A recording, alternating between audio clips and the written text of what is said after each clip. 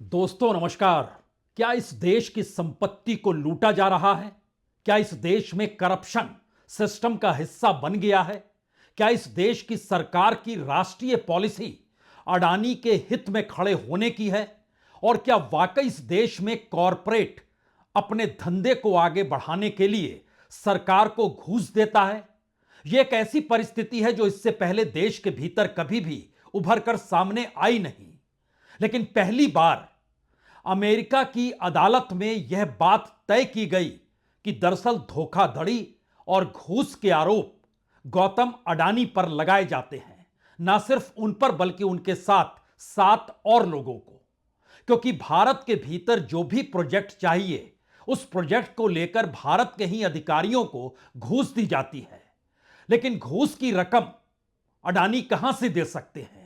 जाहिर है यह पूरा गोरख धंधा इससे पहले शेल कंपनियों के जरिए नजर आता रहा। लेकिन पहली बार अमेरिका के भीतर यह सवाल बड़ा हो गया, क्या अडानी घूस देने के लिए अमेरिकी बैंकों और अमेरिका के इन्वेस्टर से पैसा लेते हैं? और अमेरिका में नियम बहुत साफ है कि आप घूस देने के लिए पैसा कैसे ले सकते हैं। और उसी के मद्देनजर धोखाधड़ी और रिश्वत के आरोप अडानी पर तय कर दिए गए। 3 बड़े सवाल इस दौर में भारत की राजनीति में उछाल मार रहे हैं। पहला सवाल तो यही है, क्या वाकई इस देश में जो भी सरकारी संपत्ति थी वो अडानी के हवाले प्रधानमंत्री मोदी के कार्यकाल में जिस तरीके से हुई वह सभी गैर कानूनी तरीके से हुई और उसकी एवज में घूस दिया गया? दूसरा सवाल, इस देश के भीतर में सबसे बड़े कॉरपोरेट बनने की रफ्तार गौतम अडानी के ग्रुप की जिस तर्ज पर रही उसमें सत्ता ने अपने तौर पर सारी सहूलियतें या सब कुछ रेड कारपेट की तर्ज पर बिछाकर अडानी ग्रुप को दे दिया। और तीसरा सवाल, इस देश के भीतर दूसरे व्यापारी हो या आम जनता हो, इन सारी चीजों से जुड़ी हुई परिस्थितियों ने पहली बार इस देश के बैंक, इस देश की एलआईसी, इस देश के पीएसयू सभी को अडानी के शेयर्स को खरीदने की दिशा में ले जाया गया। आज सुबह ही यह खबर निकल कर आई कि अमेरिका में यह मामला तय कर दिया गया है, यानी दर्ज करा लिया गया है। हम पहले आपको उसके डॉक्यूमेंट दिखलाते हैं जो कि अमेरिका की अदालत में, जिसको कह सकते हैं कि न्यूयॉर्क की अमेरिकी अटॉर्नी कार्यालय में यह दर्ज किया गया। हम आपको बता दें कि अटॉर्नी की भर्ती वहां पर राष्ट्रपति करता है और हाल ही में राष्ट्रपति चुनाव में ट्रंप नए राष्ट्रपति के तौर पर चुने गए हैं। इन सारी परिस्थितियों के बीच पहले इन डॉक्यूमेंट्स को देखिए।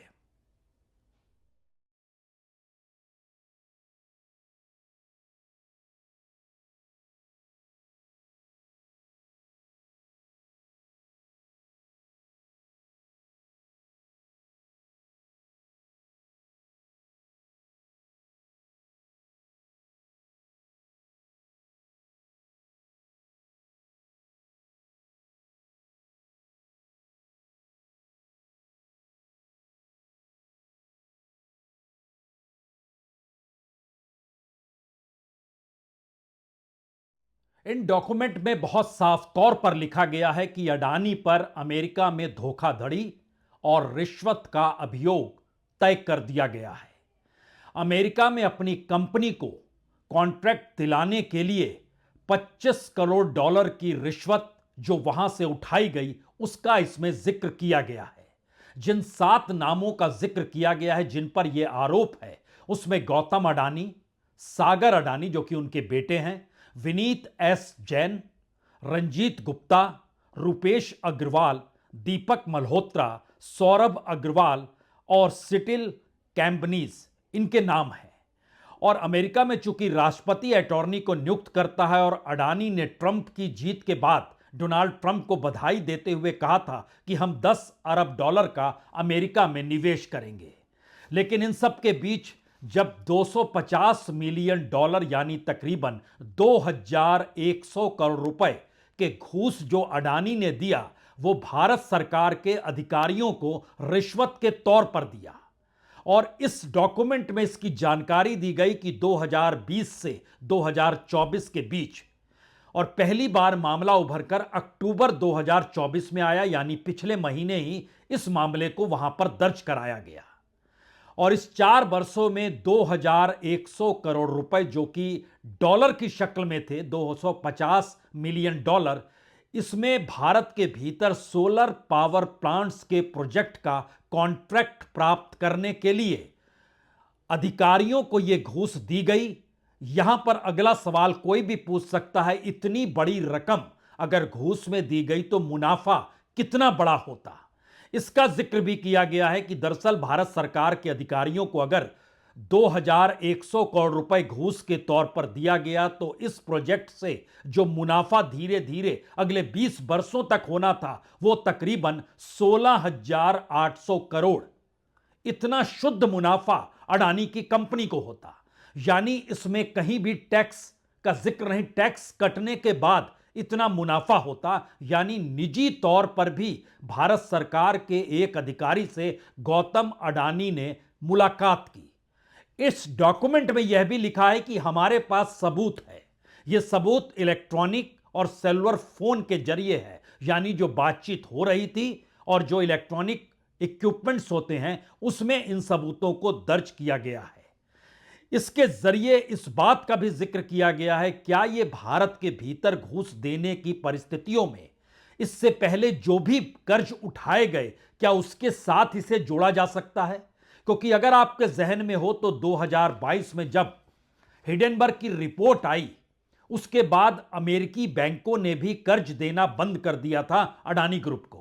और दुनिया के 7 बड़े बैंकों ने, 7 डेवलप स्टेट के 7 बड़े बैंकों ने, जो वहां के सेंट्रल बैंक थे, उन्होंने रोक लगा दी थी कि नहीं देंगे। लेकिन भारत के भीतर ना कोई जांच हुई और जिसको जांच करना था उसके अधिकारी ही जब उसी कॉरपोरेट के साथ अपने निवेश को लगा रहे थे तो यह सवाल भारत के भीतर बड़ा हो गया कि अगर सेबी, जो कि शेयर बाजार के पूरे मैनिपुलेशन को पकड़ने की क्षमता रखता है, अगर उसकी चेयरमैन माधवीपुरी बुच, जिस पर अब कांग्रेस पार्टी और राहुल गांधी खुलकर आरोप लगा रहे हैं कि देखिए यह किस तरीके से इनका पैसा, ना सिर्फ आरोप लगा रहे बल्कि सबूत भी पेश किए जा रहे हैं कि इनका पैसा अडानीज की कंपनी में और दूसरी शेल कंपनियों के जरिए कैसे आता है, उस पर कोई ध्यान नहीं दिया गया। सुप्रीम कोर्ट ने सेबी को सारे अधिकार सौंपकर आंखें मूंद कर ली और कोई ध्यान नहीं दिया।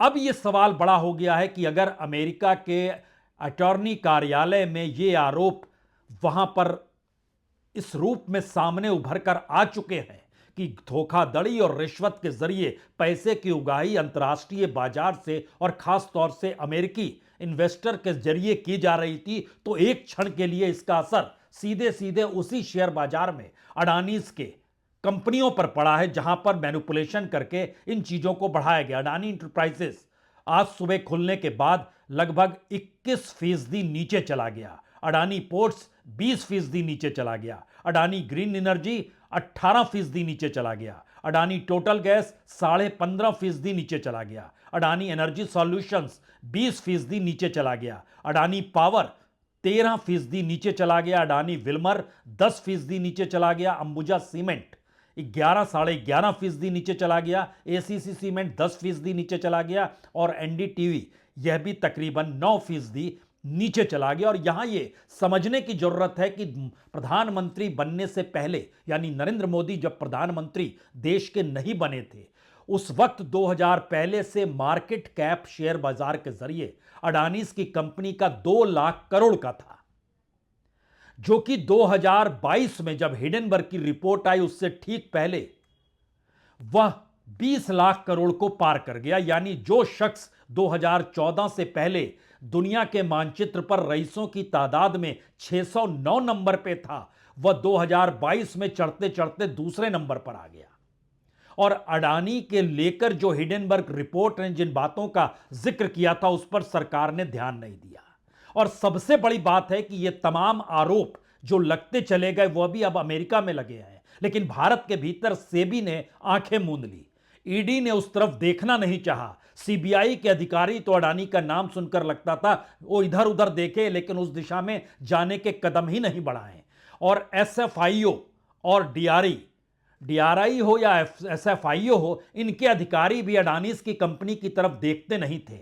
और इस दौर में देश के भीतर जो सब कुछ सौंपा गया, उसमें सबसे बड़ी बात तो यह थी कि मुंबई का इंटरनेशनल एयरपोर्ट, जो कि जीवीके कंपनी के पास थे, उसको कैसे अडानीज को दिया जाए।